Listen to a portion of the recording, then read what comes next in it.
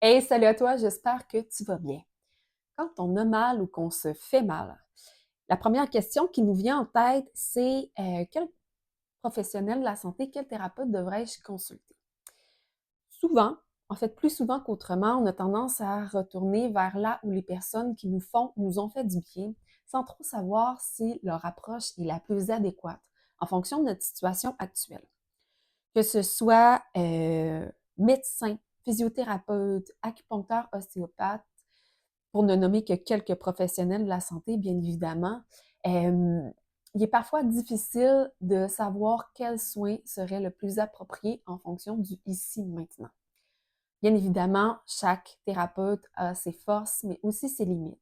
Et il peut être judicieux d'avoir quelques pistes afin d'orienter notre décision. Si tu es curieux, curieuse d'en savoir davantage à propos des moments les plus opportuns de consulter en acupuncture, je t'invite à visionner cette courte série de vidéos. Comme tu as dû très probablement le deviner, je m'appelle Audrey et je suis acupuncteur dans la vie. Je pratique depuis 2019.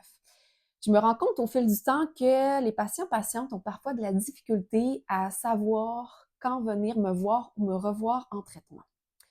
Afin de t'aiguillonner vers l'approche thérapeutique qui serait la plus appropriée pour toi, j'ai conçu une série de vidéos dans laquelle j'explique les moments plus profitables afin d'avoir recours à la médecine traditionnelle chinoise. Dans la vidéo qui suit, je te parle plus spécifiquement de l'acupuncture dans une optique de diminution des signes et symptômes en phase aiguë. À tout de suite!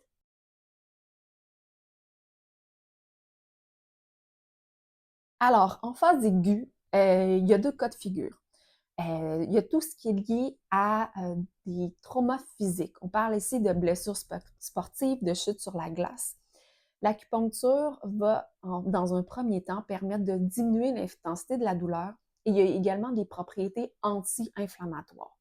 Ça va permettre par la suite d'aller voir un ou une thérapeute manuel qui va avoir une plus grande marge de manœuvre parce que cette personne-là va travailler sur des tissus qui sont moins œdémateux, moins gonflés et moins endoloris.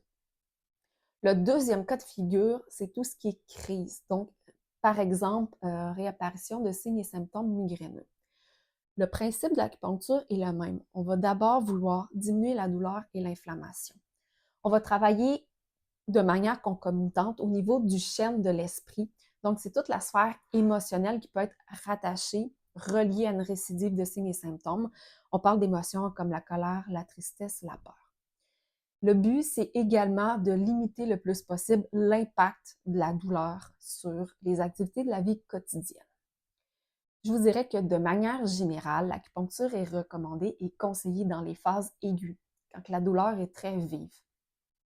Parce que ça permet, en fait, d'avoir recours à des mécanismes physiologiques reconnus de gestion de la douleur, notamment la libération d'endorphines. Et dans un deuxième temps, de permettre un travail de détente musculaire, de renforcement ou de ajustement ostéo-articulaire. En résumé, l'acupuncture a des vertus pour tout type de cas de douleur aiguë, de douleur très vive, parce que le but derrière ça, c'est d'abord d'éteindre le feu, parce que l'acupuncture a des propriétés à la fois antalgiques et anti-inflammatoires. Si tu as trouvé cette vidéo-là intéressante, pertinente, je t'invite à cliquer sur j'aime et à la partager avec des gens de ton entourage. Si toi, tu désires en apprendre un peu plus sur l'acupuncture, tu peux télécharger mon guide gratuit Comment soulager efficacement cette maux du quotidien en cliquant sur le lien sous la vidéo. Sinon, on se voit dans une prochaine capsule. Ciao!